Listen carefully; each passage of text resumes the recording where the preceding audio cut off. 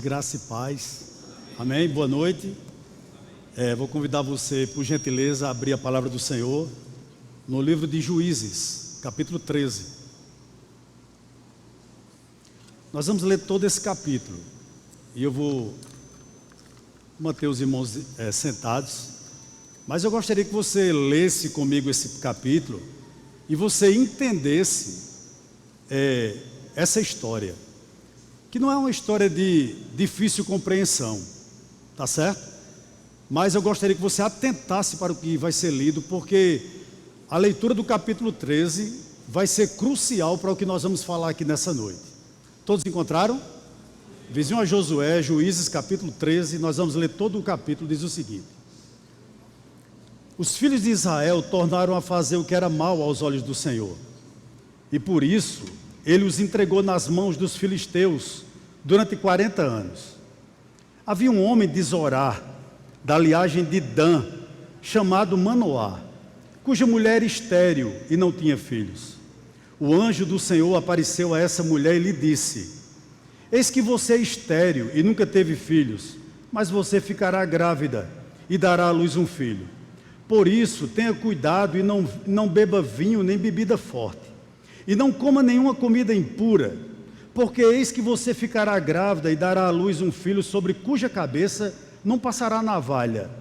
O menino será nazireu, consagrado a Deus desde o ventre de sua mãe, e ele começará a livrar Israel do poder dos filisteus. Então a mulher foi a seu marido e lhe disse: um homem de Deus veio falar comigo. A sua aparência era semelhante à de um anjo de Deus, tremenda. Não perguntei de onde ele vinha, e ele não me disse como se chamava. Porém, ele me disse: eis que você ficará grávida e dará à luz um filho, por isso não beba vinho, nem bebida forte, nem coma coisa impura, porque o menino será nazireu, consagrado a Deus desde o ventre materno até o dia de sua morte. Versículo 8. Então Manoá, que era o pai de Sansão, orou ao Senhor dizendo: meu Senhor, peço que o homem de Deus que enviaste outra vez, meu Senhor, meu Senhor, peço que o homem de Deus que enviaste venha outra vez e nos ensine o que devemos fazer com o menino que há de nascer. Deus ouviu a voz de Manoá, e o anjo de Deus veio outra vez à mulher quando ela estava sentada no campo. Porém Manoá, o marido, não estava com ela. A mulher se apressou, correu e deu a notícia a seu marido. Ela lhe disse: eis que me apareceu aquele homem que falou comigo no outro dia. Então Manoá se levantou e seguiu a sua mulher. Quando encontrou o homem, perguntou: você é o homem que falou com esta mulher? Ele respondeu: sim, sou eu. Então Manoá disse: quando se cumprirem as palavras que você falou, qual será o modo de viver do menino e o seu serviço? O anjo do Senhor disse a Manoá: a sua mulher deve se guardar de tudo o que eu disse a ela. Não deve comer nada que proceda da videira, não deve beber vinho nem bebida forte, nem comer nada que seja impuro. Ela deve observar tudo o que lhe ordenei. Então Manoá disse ao anjo do Senhor: permita-nos convidá-lo a ficar conosco, queremos preparar um cabrito para você. Porém o anjo do Senhor disse a Manoá: ainda que você me convide, não comerei a sua comida, mas se você preparar um holocausto, ofereça-o ao Senhor. Acontece que Manoá não sabia que aquele era o anjo do Senhor. Então Manoá perguntou ao anjo do Senhor: qual é o seu nome, para que possamos honrar você quando se cumprir aquilo que nos falou? O anjo do Senhor respondeu: por que você me pergunta pelo meu nome, que é maravilhoso? Então Manoá pegou um cabrito e uma oferta de cereais e os ofereceu sobre uma rocha ao Senhor Deus. E o anjo do Senhor fez algo maravilhoso enquanto Manoá e sua mulher estavam observando. Aconteceu que, enquanto a chama que saiu do altar subia para o céu, o anjo do Senhor subiu nela. Ao verem isso, Manoá e a sua mulher se prostraram com o rosto em terra. Nunca mais o anjo do Senhor apareceu a Manoá nem a sua mulher. Então Manoá ficou sabendo que aquele era o anjo do Senhor. Manoá disse à sua mulher: certamente vamos morrer, porque vimos Deus. Mas a mulher respondeu: se o Senhor Deus quisesse nos matar, não teria aceito de nossas mãos o holocausto e a oferta de cereais. Nem nos teria mostrado tudo isso, nem nos teria revelado essas coisas. versículo 24. Depois a mulher deu à luz um filho e lhe deu o nome de Sansão. O menino cresceu e o Senhor o abençoou. E o Espírito do Senhor começou a agir nele em Maanedã, entre Zorá e Estaol. Amém? Vamos orar só um pouquinho. Curve sua cabeça, por gentileza. Senhor, aqui está a tua palavra aberta, lida. Que nessa noite tu, pela tua graça e tua bondade, tu nos faça compreender o que tens a falar ao nosso coração. Que nessa noite tu venha nos exortar, nos edificar, nos admoestar, através da exposição pública da tua palavra. E que no final o teu nome seja glorificado. Amém? Quantos já ouviram essa história? Poucos, né?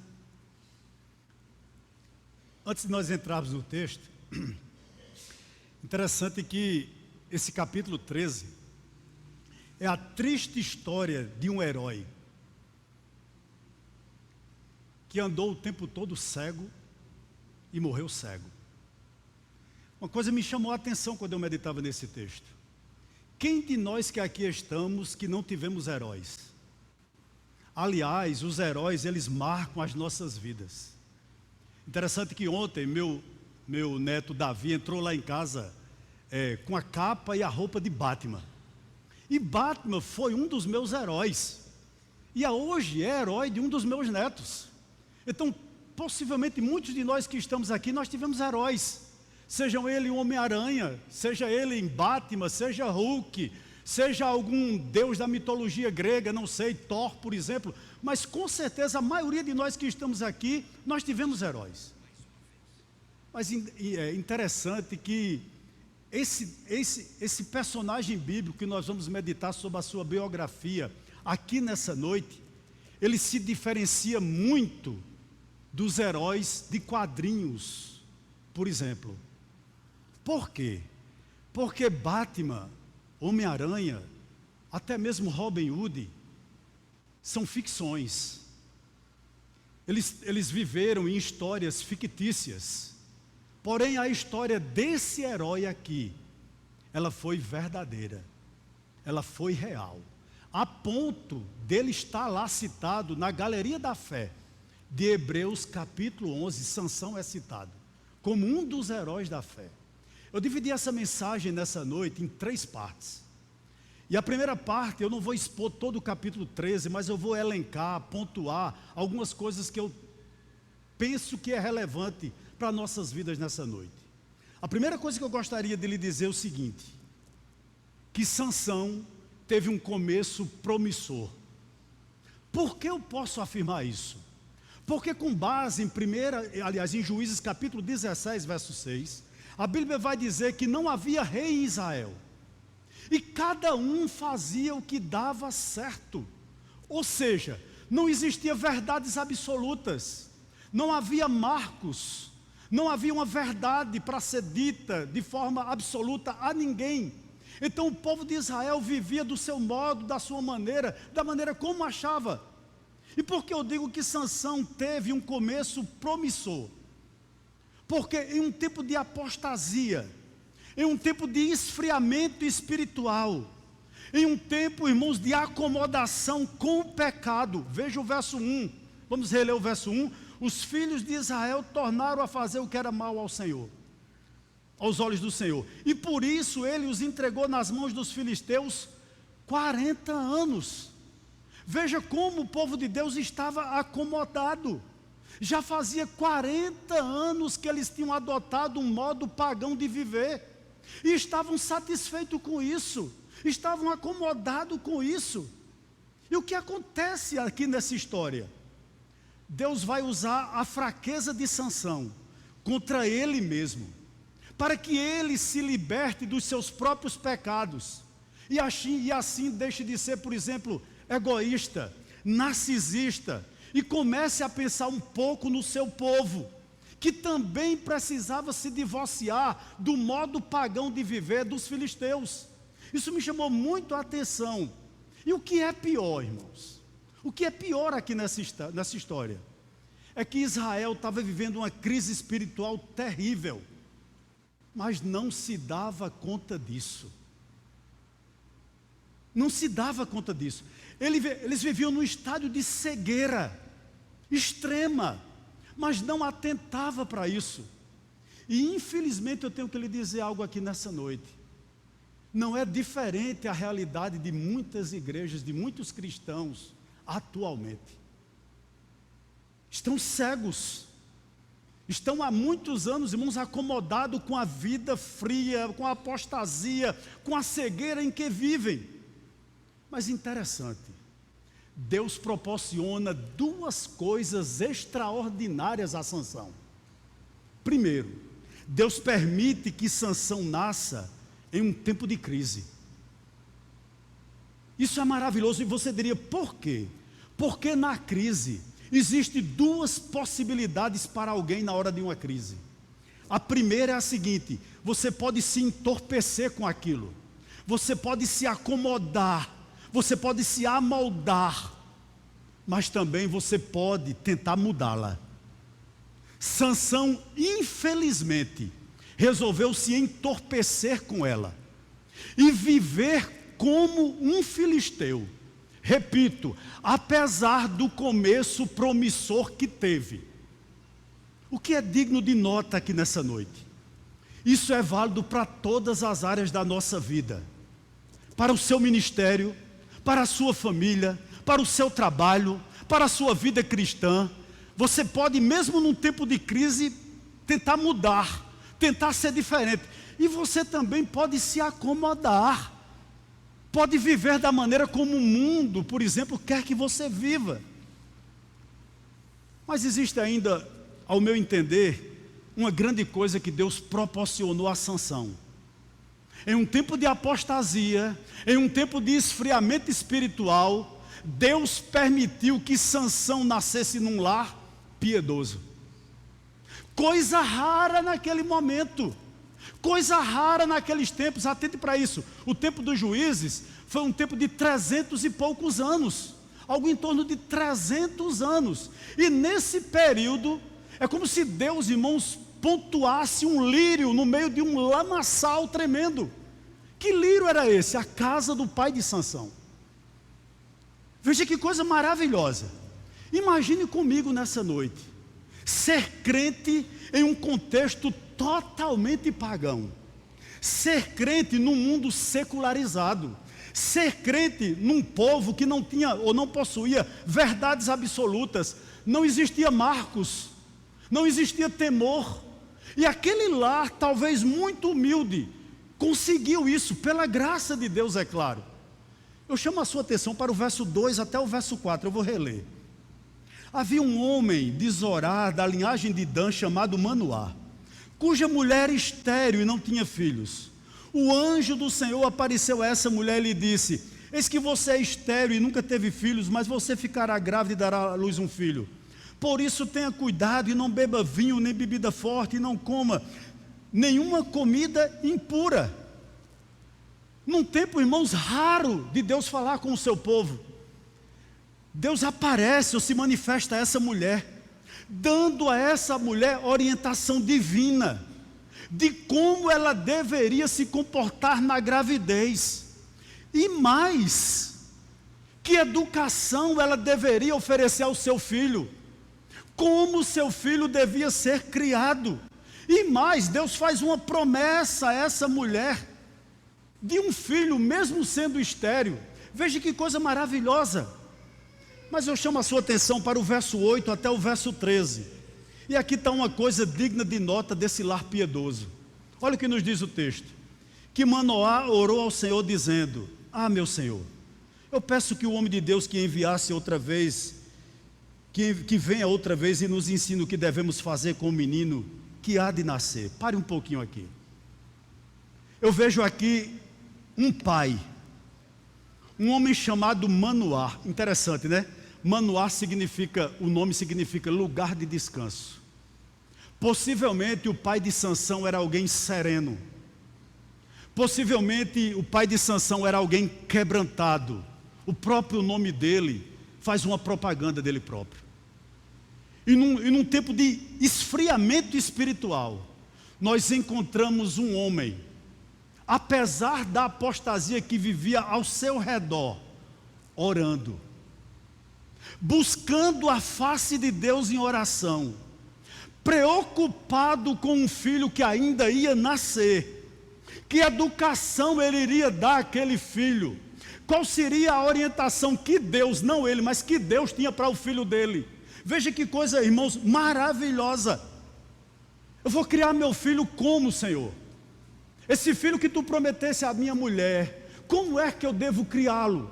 O menino não havia nem nascido, ele não tinha nem comprado o berço, ele não tinha nem comprado fralda, ele não tinha possivelmente nem o nome do menino, mas ele já estava preocupado como criá-lo. Coisa rara hoje em dia,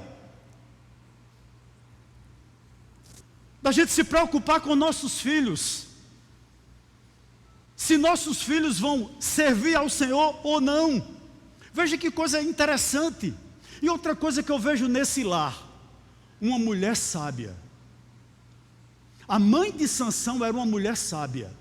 O anjo aparece a ela, e entenda o seguinte, esse anjo, nada mais nada menos, era uma teofania de Deus. Era a segunda pessoa da Trindade, era o próprio Jesus Cristo, claro, de uma forma não muito clara para Manoá, que apareceu naquele lar.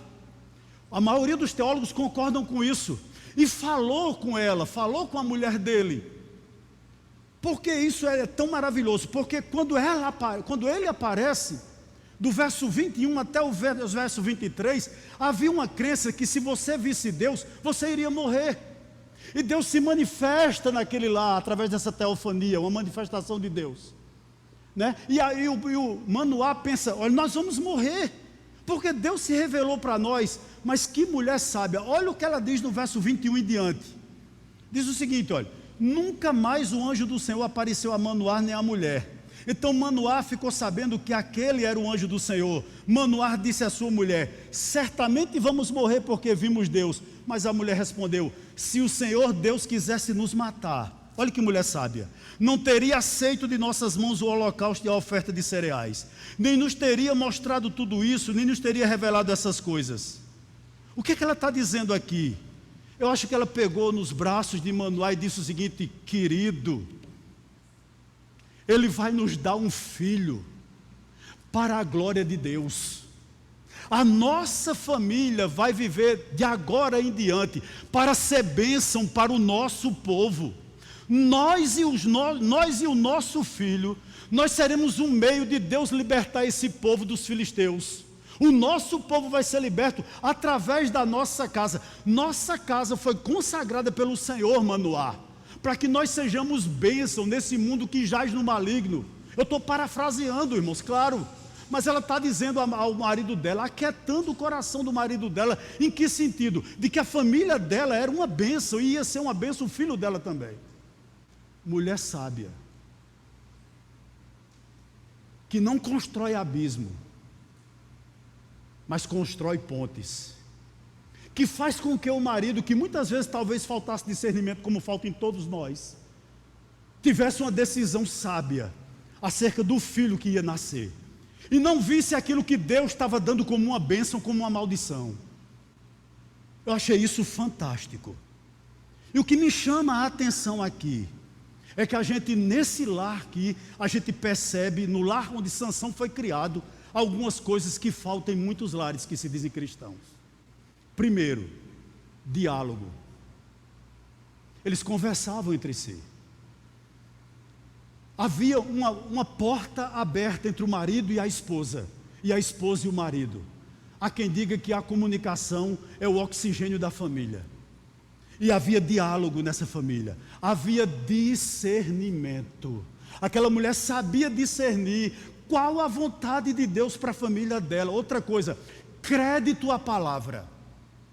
Manoá, Deus falou comigo, Manoá, que eu ia ficar grávida, apesar de meu ventre ser um cemitério, ele ia tornar uma maternidade. E eu creio nisso, Manoá. Eu estou acreditando nisso, Manoá. Veja que ela acreditava na palavra. Isso é digno de nota. Enfim, nós estamos, ou melhor, Sansão nasceu em um lar bíblico. Eu não tenho dúvida disso. Me permita algo aqui para você pai e mãe que está aqui me ouvindo nessa noite. Nós temos que nos dedicar na criação dos nossos filhos. É dever nosso como pai e como mãe, é obrigação nossa educá-los, alimentá-los, vesti-los, mas principalmente discipulá-los e orientá-los biblicamente. Ei, orientação bíblica, Sansão teve. O que foi que o anjo disse a ele? Antes dele nascer, disse à mãe dele, perdão. Ele é nazireu. O que significava isso? Está lá em Números capítulo 6, do 1 ao 8. Um nazireu, Sansão no caso, não podia, em primeiro lugar, cortar o cabelo. Ele não podia tocar em nada que fosse imundo, por exemplo, um cadáver. Nem podia beber nem vinho, nem bebida fermentada, por exemplo, cerveja. E ela criou esse filho dessa maneira. Enquanto teve debaixo do teto de Manoá, esse menino foi criado dessa maneira. Eu gostaria que você atentasse para o seguinte: ninguém é perfeito. Nem esses pais eram. Todos nós erramos. Uma coisa me chamou a atenção nesse texto: o nome que foi dado ao filho, Sansão. Alguns comentaristas bíblicos dizem o seguinte: o nome Sansão significa pequeno sol, ou filho do sol. Alguns comentaristas acreditam que esse nome foi dado em homenagem ao anjo que apareceu lá, a luz que aquele anjo tinha. Outros comentaristas creem que possivelmente esse nome é uma alusão a um deus pagão. Agora você entenda o seguinte comigo: se esses comentaristas que dizem que esse nome tinha origem no paganismo, você tem que concordar comigo que nesse lar que eu falei, que tinha palavra, crédito à palavra, que tinha diálogo, que tinha tudo isso que eu falei, nesse lar existia um rançozinho de paganismo. Por que eu estou dizendo isso? Talvez você esteja aqui nessa noite e você tenha se dedicado tanto na criação dos seus filhos. Talvez você seja um pai e uma mãe, ou uma mãe, que se dedica demais na criação de seus filhos, na manutenção do seu matrimônio, e as coisas andam dando errado. Deixa eu lhe dar um conselho aqui nessa noite: tire esse fardo dos seus ombros. Sabe por quê? Não carregue um peso que não é seu. Não carregue um peso que talvez não seja seu. Talvez você criou um filho por anos e ele não quer nada com o Senhor. Retire esse fardo dos seus ombros. Esse fardo não é seu. Você foi uma mãe dedicada, um pai dedicado, apesar de você falhou muitas vezes. E eu lhe pergunto: quem não falha? Quem não erra? Como marido, como esposa, como pai, como filho, quem não erra aqui? Levante a mão. Não carregue esse fardo que não é seu. E mesmo que seja, talvez você tenha sido um pai relapso.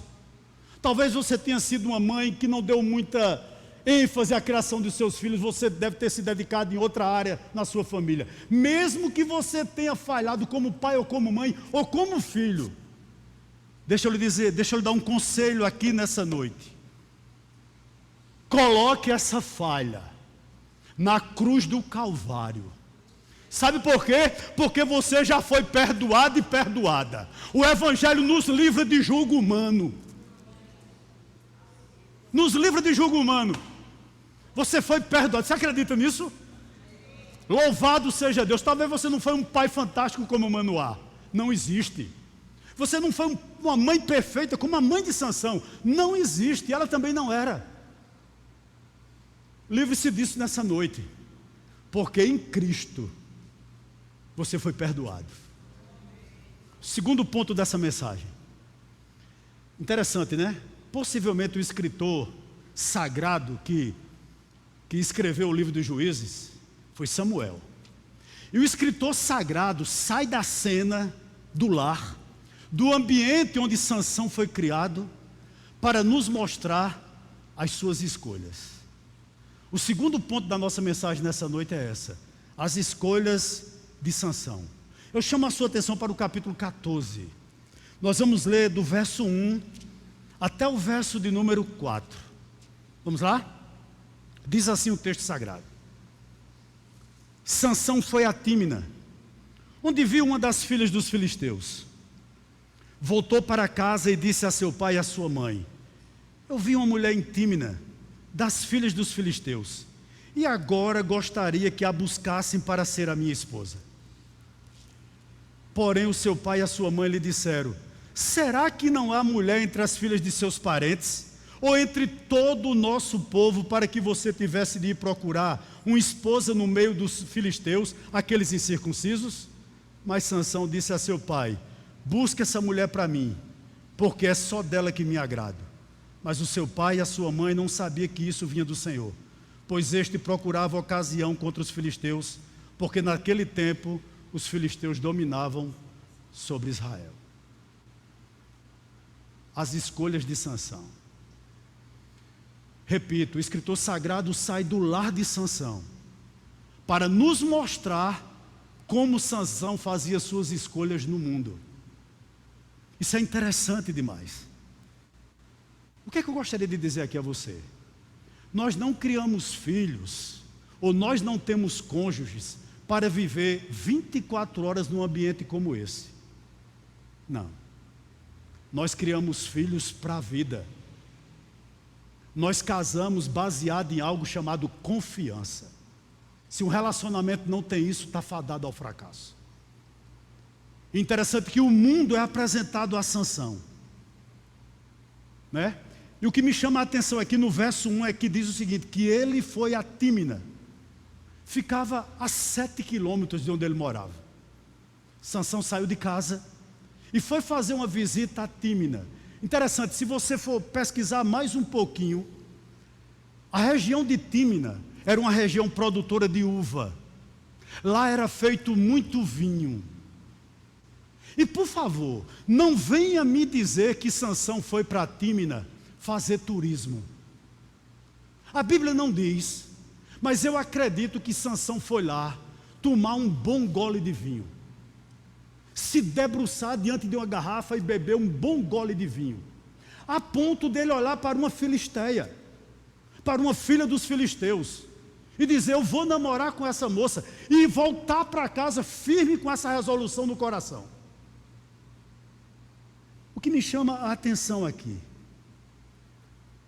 porque eu digo a você que Sansão, além de começar a olhar para uma mulher pagã, ele também possivelmente tomou um bom gole de vinho, porque Sansão era o tipo de pessoa que não media esforço para satisfazer o desejo do seu coração.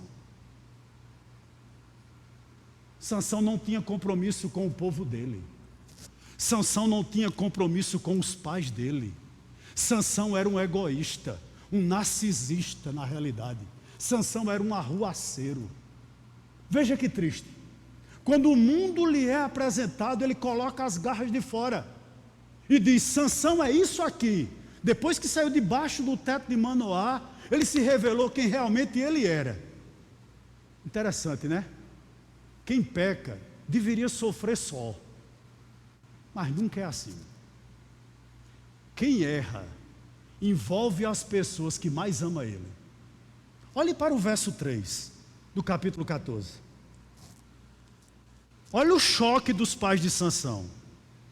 Porém o seu pai e a sua mãe lhe disseram: será que não há mulher entre as filhas de seus parentes, ou entre todo o nosso povo, para que você tivesse de ir procurar uma esposa no meio dos filisteus, aqueles incircuncisos? Mas Sansão disse a seu pai: busquem essa mulher para mim, porque é só dela que me agrada. Meus amados irmãos, o que é interessante aqui é a decepção desses pais. Era como se os pais de Sansão estivessem dizendo a ele o seguinte: você não aprendeu nada, Sansão. Você está louco, Sansão. Quanto tempo a gente não te ensinou, Sansão, que você deve casar com uma pessoa crente, com alguém que tema o mesmo Deus que você teme, Sansão. Eu não acredito que você fez essa escolha não, Sansão. Resposta de Sansão: não importa, é do meu jeito. Vão buscar ela, porque eu só me caso se for por ela, porque eu estou louco por ela, eu estou apaixonado por ela.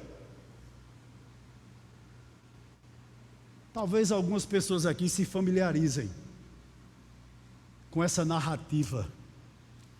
E você que tem filho pequenininho, que não traz para EBD, há um grande risco de seu filho, no dia de decidir alguma coisa importante, como casar, ele chegar com essa atitude diante de você. Cuidado. Cuidado. Olha como o verso 4 é irônico. Por que irônico? Eu vou ler.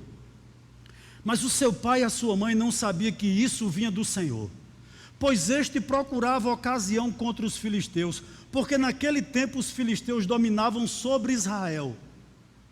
Por que esse verso é irônico, irmãos? Porque Deus vai usar uma paixão cega, para que essa paixão cega se volte contra ele, para que finalmente ele tenha, irmãos, que se vingar, e comece a se afastar dos filisteus. Veja como Deus age na história. Sabe por quê? Porque não só Sansão, mas todo Israel estava acostumado com o estilo pagão de ser. Interessante que o pastor Emílio Garófalo, ele disse algo na pregação dele na plenária à noite, lá na Consciência Cristã, que eu guardei para mim. Muitas vezes, Deus nos faz sangrar, sofrer, e a gente não entende o porquê. Os pais e o coração daquele pai, Manoá, e o coração daquela mãe, naquele momento sangrou. E ela não entendia porque era como se ela dissesse o seguinte: parece que aquele homem que nos apareceu, parece que aquele anjo do Senhor que nos apareceu, que é o próprio Deus, né? Ela teve entendimento disso depois, diz o capítulo 13, eles tiveram. Não está no domínio da minha história, não está no domínio da minha família. Vamos caminhar um pouco mais. Verso 5 ao verso 9 do capítulo 14. Olha o que o texto diz. Sansão foi com seu pai e sua mãe a Tímina. Quando chegaram às vinhas de Tímina, eis que um leão novo, rugindo, saiu ao encontro dele. Então o Espírito do Senhor, de tal maneira se apossou de Sansão, que ele rasgou o leão como quem rasga um cabrito, sem nada ter nas mãos. Sansão, no entanto, não contou nem a seu pai nem a sua mãe o que havia feito. Então ele foi e falou com aquela mulher e dela se agradou. Depois de alguns dias, voltou para casar com ela, e afastando-se do caminho para ver o corpo do leão morto, eis que ali havia um enxame de abelhas com mel. Pegou o favo nas mãos e se foi andando e comendo dele. Quando chegou onde estava o seu pai e a sua mãe, deu-lhes um pouco de mel e eles comeram. Mas Sansão não lhes contou que havia tirado o mel do corpo do leão. Verso 5 ao verso 9, está aqui as escolhas de Sansão. O que me chama a atenção aqui? Que força descomunal. Possivelmente um leão nômade, procurando uma família, né? Procurando um bando. Olha para Sansão e tenta atacá-lo, sem nada nas mãos. Aquele homem rasga o leão ao meio e joga aquele corpo inerte e segue viagem sem dizer nada a seu pai. Passa um tempo, ele retorna, o leão já tinha entrado em estado de putrefação, já estava só alçada, e um enxame de abelhas faz a sua colmeia ali, ele não podia tocar em algo morto. Ele vai lá, tira o mel de um cadáver, de dentro de um cadáver, come e dá a seus pais, não conta nada aos pais. Por quê? Porque quem peca, nunca peca sozinho. Quem peca, quer envolver outras pessoas no seu pecado. Mas há outro ensinamento aqui. Não foi Sansão que rasgou aquele leão. Foi o Espírito do Senhor que habitava nele, que promoveu que ele fosse tão forte. E há um ensinamento para nós aqui. Quantas vezes Deus nos livra de situações que a gente não deveria ter entrado. E a gente tira aquela situação do nosso caminho, mas passa o tempo, e a gente retorna depois, e cai nas mesmas coisas que nós praticamos antigamente. Traz aquele leão morto, aquela coisa podre, aquela coisa que não glorifica a Deus para dentro da nossa vida. Sansão era dessa maneira. Não era para trocar, Sansão, esse leão ia te ferir, joga isso no mato. Não se envolve com isso, mas muito tempo depois ele foi atrás de novo. Sabe por quê? Porque ele era inconsequente. É muito triste a história dele por essas razões. Eu não tenho tempo, até por uma questão de ética, eu não vou ler e expor do 10 ao 20. Mas deixa eu lhe contar a história aqui em resumo. Sansão se casa com essa mulher filisteia. Ele diz um enigma e aquela mulher é tentada para que aquele enigma seja decifrado. Sansão conta o enigma àquela mulher. Sabe o que Sansão faz? Abandona a noiva no altar. A festa durava 7 dias de casamento. Sansão não vai nem para a lua de mel. Porque ele foi contrariado por aquela mulher. Ele simplesmente abandona aquela mulher no altar e volta para a casa dos pais. Está lá no capítulo 14, altura do verso 19 em diante. No capítulo 15, a gente já vai andar um pouquinho mais para frente, só para uma coisa que fica no capítulo 15, você pode ler em casa, quando ele põe fogo nos campos dos filisteus, quando amarram Sansão e ele fere com uma queixada de jumentos 1000 homens, mostra quão duro era o coração dele, quão cruel, quão arruaceiro era o coração de Sansão. Sabe por quê? Porque Sansão era o tipo da pessoa que nunca reconhece que o problema é ele. Como tem gente assim, irmãos. Como há pessoas que detestam ser confrontado, mesmo estando errado. Ele deixa essa moça no altar e ele tenta retornar. Essa moça é oferecida a outra pessoa em casamento. E ele tenta retornar para ela. E o pai dela diz: não, você abandonou a moça no altar, como é que você quer casar com ela de novo? Ela foi dada a outro homem. E por essa razão, Sansão enlouquece. É assim uma pessoa que é inconsequente. Ela não quer ser confrontada. Ela não admite que o problema é ela. Sansão nunca admitiu até então que o grande problema da vida dele era ele próprio. Mas interessante que ele continua fazendo as suas escolhas. Vá para o capítulo 16, por gentileza. Verso 1 ao verso 5. Diz o texto sagrado o seguinte: Sansão foi a Gaza, viu ali uma prostituta e teve relações com ela. Foi dito aos gazitas: Sansão chegou aqui. Eles cercaram o local e ficaram a noite toda esperando por ele, às escondidas no portão da cidade. Ficaram em silêncio durante toda a noite, pois dizia: vamos esperar até o raiar do dia, então nós o matamos. Porém Sansão ficou deitado somente até a meia-noite. Então se levantou, pegou ambas as folhas do portão da cidade, os arrancou juntamente com os seus batentes e a tranca, pôs tudo sobre os ombros e o levou ao alto do monte que está em fronte de Hebrom. Olha as escolhas desse homem. Ele andou 7 quilômetros para ir a Tímina, para casar com uma mulher filisteia. Agora ele anda 60 quilômetros e vai até a Gaza, uma região chamada Gaza, uma das capitais dos filisteus. O que é que eu aprendo aqui? O pecado sempre nos leva cada vez mais para longe de Deus. Primeiro ele andou só 7 quilômetros, agora ele já anda 60 quilômetros. E veja como o pecado, irmãos, tem um poder de anestesiar a nossa consciência. No começo, Sansão quer casar. Agora, ele não quer mais casar. Ele só quer ter um caso. Ele só quer ficar. Ele não quer mais relacionamento sério com ninguém. Sabe por quê? Porque todo dia era dia de maldade para Sansão. Não importa se era sexta, não importa se era sábado, não importa se era domingo, pouco importa. Ele já não tem mais compromisso com nada, só com ele próprio. Sabe o que é intrigante aqui nessa história? Sabe o que nos intriga aqui nessa história?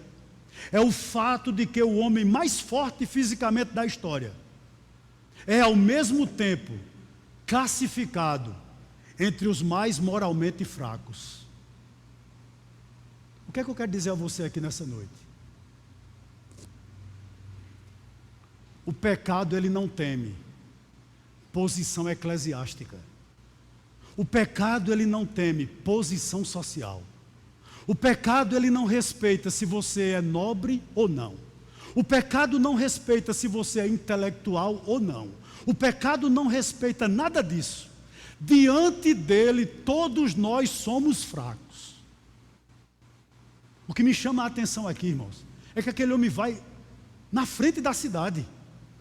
Eu creio que era um portão enorme, e nas unhas, ele arranca aquele portão para se amostrar, para aparecer, creio eu. Coloca aquele portão nas costas e sai até um monte com aquele portão enorme, pesadíssimo, nas costas. O que era que ele estava querendo dizer? O cara aqui sou eu. Quem manda na minha vida sou eu. Eu sou importante. Holofotes para mim. Sansão era narcisista. Que coisa triste. Vamos adiante. Capítulo 16, verso 4. Outra escolha triste de Sansão. Depois disto, ou seja, depois dele fazer toda essa barbárie em Gaza, Sansão se apaixonou por uma mulher do vale de Soreque, a qual se chamava Dalila. Conhecida, né? Quem aqui não conhece Dalila? O que me chama a atenção aqui, que o nome Dalila significa informante. Veja como o pecado faz com qualquer um que se envolve com ele. Em primeiro lugar, aparentemente é algo sério. Mas se você não quer compromisso, acaba. Depois vai para um casinho. E depois o próprio diabo coloca uma coisa pior. Eu quero dizer a você aqui que possivelmente está envolvido com prostituição. No começo ela vai dizer a você que só quer ser a outra. Quando você menos esperar, você está sem saída. Ela vai lhe colocar num lugar que você não queria estar. Porque o pecado nos arrasta para um lugar que nós não queremos estar. Cobra um preço que nós não estamos dispostos a pagar. E nos escraviza lá. E Sansão é um exemplo disso.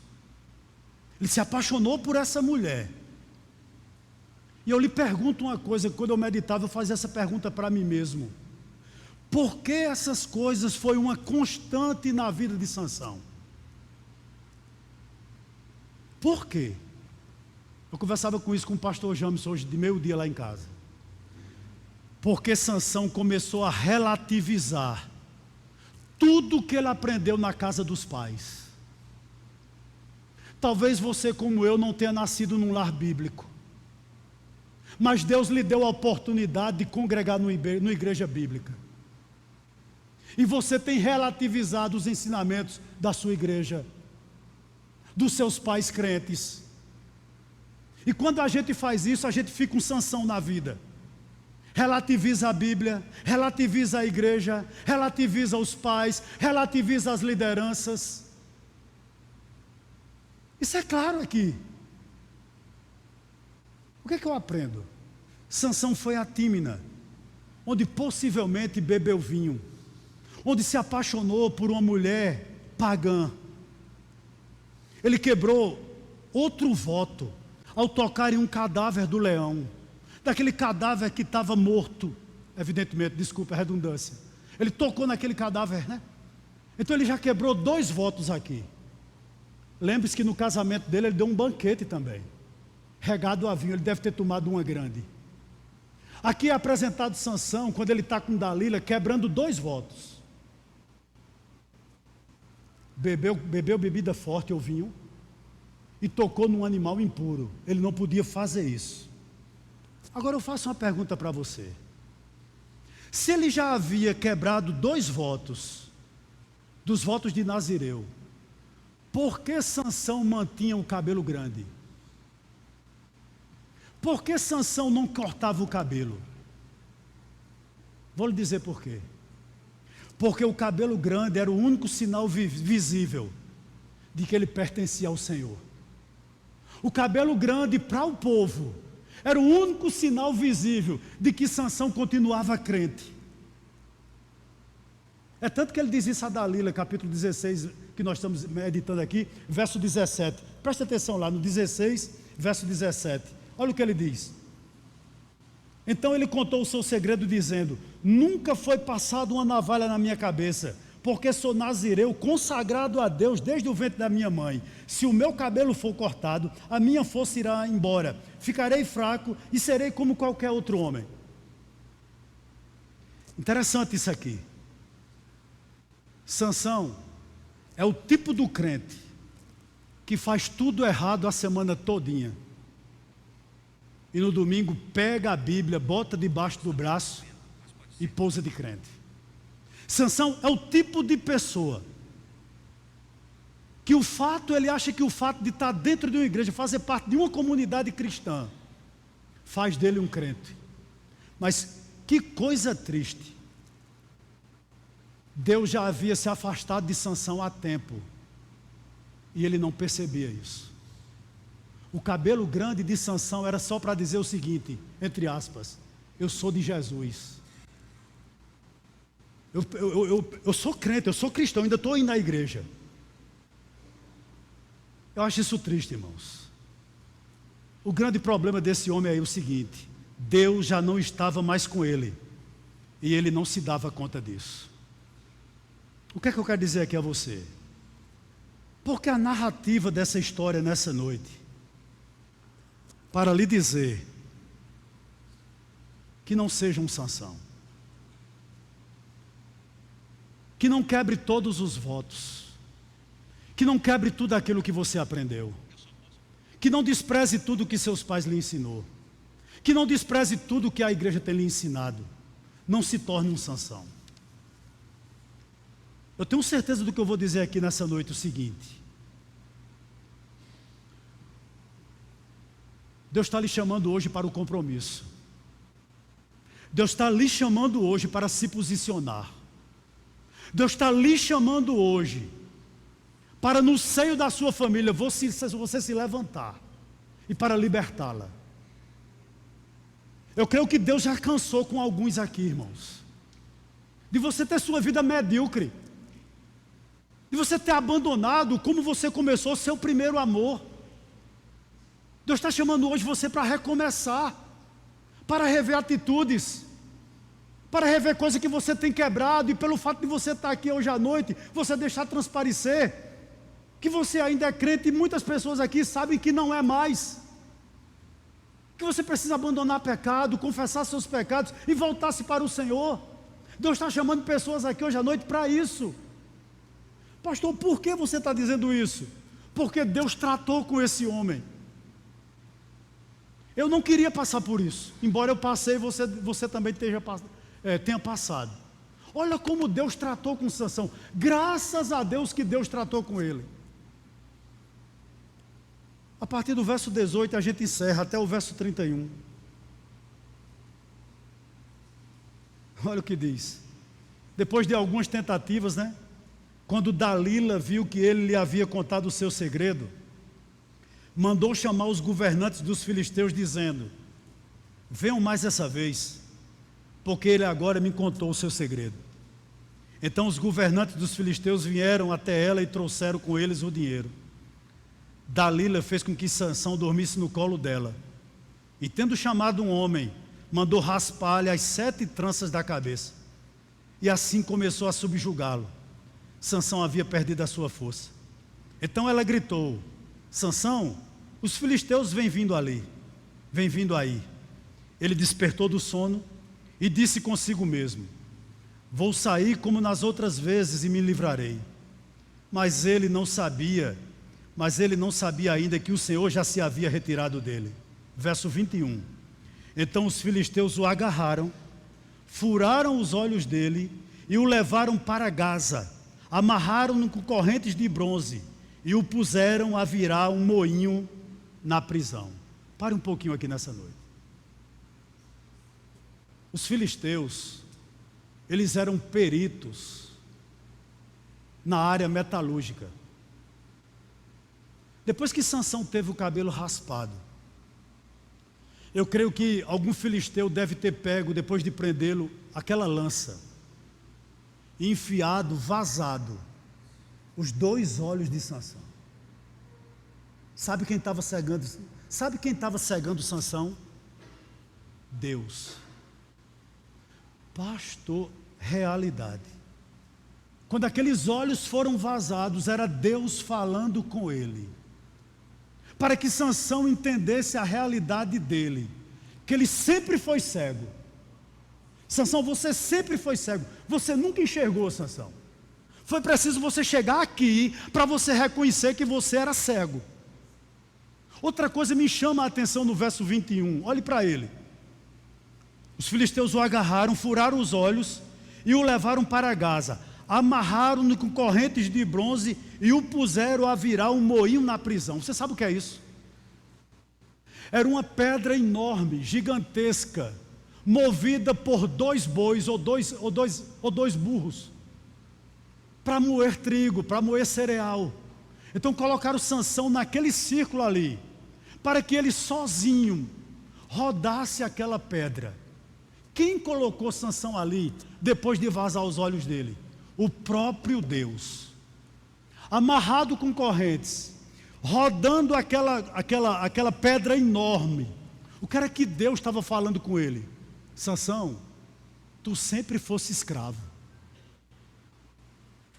Cada rodada que ele dava, ele voltava ao mesmo ponto. Além de cego, Deus estava dizendo a Sansão ali: tu sempre cai nos mesmos pecados. Tua vida todinha foi assim, cego, girando em torno dos pecados, caindo nas mesmas safadezas, Sansão. Por isso que eu te coloquei aqui. Tu sempre foi escravo do pecado, tu sempre tropeçasse no mesmo pecado. Que coisa triste, irmãos. Estou já finalizando. Verso 23 ao 26. Os governantes dos filisteus se reuniram para oferecer um grande sacrifício ao seu Deus Dagom, e para se alegrar diziam: o nosso Deus entregou o nosso inimigo Sansão nas nossas mãos. O povo, quando viu Sansão, louvava o seu Deus dizendo: o nosso Deus entregou nas nossas mãos o nosso inimigo, aquele que destruía a nossa terra e multiplicava os nossos mortos. Com alegria no coração disseram: mande vir Sansão, para que ele nos divirta. Trouxeram Sansão do cárcere, e ele os divertia. Quando o fizeram ficar em pé entre as colunas, Sansão disse ao moço que o guiava pela mão: deixe-me apalpar as colunas que sustentam o templo, para que eu possa me encostar nelas. Presta atenção nessa noite, irmãos. Você que se diz crente e não é, deixa eu te dizer algo aqui nessa noite. O mundo pode lhe pegar e fazer com que você seja motivo de escárnio. Quando Sansão chegou ali naquele templo, todo mundo olhava para ele e dizia: não é o crente? Não é o que serve ao Deus Todo-Poderoso? O que é que ele está fazendo aqui? Vamos nos divertir com ele? Vamos zombar dele? Assim é o pecado do crente na boca do incrédulo. Por isso que o nosso pecado é mais danoso do que o pecado do incrédulo, porque eles vão zombar de nós, né? Essa é a grande realidade. Viver uma vida de maldade lá fora, você vai ser motivo de escárnio. Não só você, mas também os crentes. Olha o crente, e não é tão santo, por que está aqui? Com os olhos furados, amarrados, como escravo. Interessante, meus irmãos, que mesmo assim, como o Evangelho é maravilhoso, talvez no pior momento de sua vida, a bondade e a misericórdia de Deus alcançou esse homem. O que é que eu estou querendo lhe dizer aqui? Olha o verso 22, e a gente termina, do capítulo 16. Mas o cabelo da sua cabeça, né, depois de ele ter os olhos furados, ser amarrado, a Bíblia diz que o cabelo da sua cabeça, logo após ser rapado, começou o quê? Começou a crescer de novo. Cego, escravo, algumas vezes, Sansão passava a mão na cabeça e notava que o seu cabelo estava nascendo de novo. A força de Sansão não estava no cabelo. A força de Sansão sempre foi Deus. Mas quando ele passava a mão no cabelo, na cabeça, perdão, e via que estava nascendo novamente, sabe o que Sansão sentia? Deus está disposto a me perdoar. Deus está disposto a me dar uma nova oportunidade. Deus vai me tirar desse cativeiro. Isso é evangelho. Deixe-me lhe dizer algo aqui para você aqui nessa noite. Não se aprofunde no pecado. Por quê, pastor? Quanto maior o envolvimento, maior a cicatriz. O que me chama a atenção nesse texto aqui é que Sansão morreu cego, perdoado é verdade, mas as consequências ficaram com ele para a vida toda. Deus pode lhe perdoar hoje à noite, eu tenho certeza que sim. Portanto, nessa noite, não desperdice a oportunidade que Deus está lhe dando. Nós vamos finalizar com o verso 27 em diante, até o 30 a gente termina. Olha o que diz o texto. O templo estava cheio de homens e mulheres, e também ali estavam todos os governantes dos filisteus. E sobre o teto havia uns 3.000 homens e mulheres que olhavam enquanto Sansão os divertia. Sansão clamou ao Senhor e disse: Senhor, Senhor Deus, peço que te lembres de mim. Dá-me força só mais essa vez, ó Deus, para que eu me vingue dos filisteus, que furaram os meus olhos. Em seguida, Sansão abraçou-se às duas colunas do meio, que sustentavam o templo, e fez força sobre elas, com a mão direita em uma e com a mão esquerda na outra, e disse: que eu morra com os filisteus. E empurrou com toda a sua força, e o templo caiu sobre os governantes e sobre todo o povo que ali estava. Assim foram mais os que Sansão matou quando morreu, do que os que ele havia matado durante toda a vida. Deixa eu te dizer algo aqui nessa noite. Você consegue ver o evangelho na vida de Sansão? Ele era cego.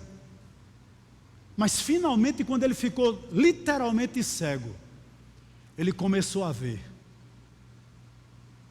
que valia a pena servir a Deus.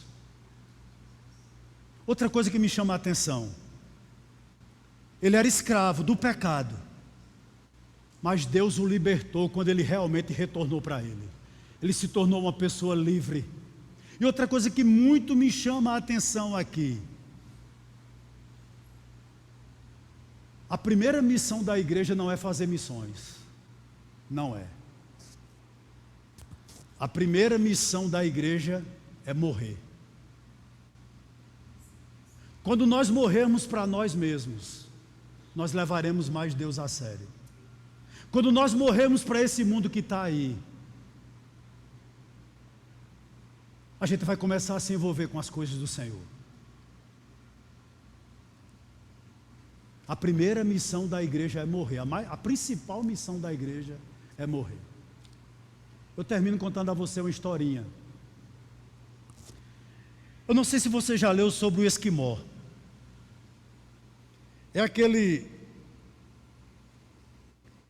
São aquelas pessoas que moram ali no Polo Ártico. Eles criam alguns animais, por exemplo, ovelhas. Interessante que os lobos atacam muito os seus rebanhos. Você sabe como os esquimós matam o lobo? Eles sangram uma ovelha quando vai abatê-la, congela o sangue na ponta de uma lança, coloca essas lanças em torno do rebanho, com sangue congelado na sua ponta. Essa lança ela é afiada aos 2 gumes. O lobo é atraído pelo sangue. Quando ele chega naquela lança, ele começa a lamber aquele sangue congelado. Ele vai lambendo de uma forma tão frenética que ele chega até a lâmina. E quando menos espera, a língua dele, o céu da boca dele está todo cortado, inclusive a garganta. Ele está tomando o próprio sangue. Os lobos morrem de hemorragia. O único trabalho do esquimó no dia seguinte é pegar aqueles lobos e enterrar naquelas montanhas de gelo. É assim que o pecado faz comigo. É assim que o pecado faz com você. Mas em Cristo, nós podemos nos tornar a ver. Podemos nos tornar pessoas livres. Podemos nos tornar pessoas mortas para o pecado, mas vivas para Deus. Que Deus nos abençoe nessa noite. Em nome de Jesus. Amém?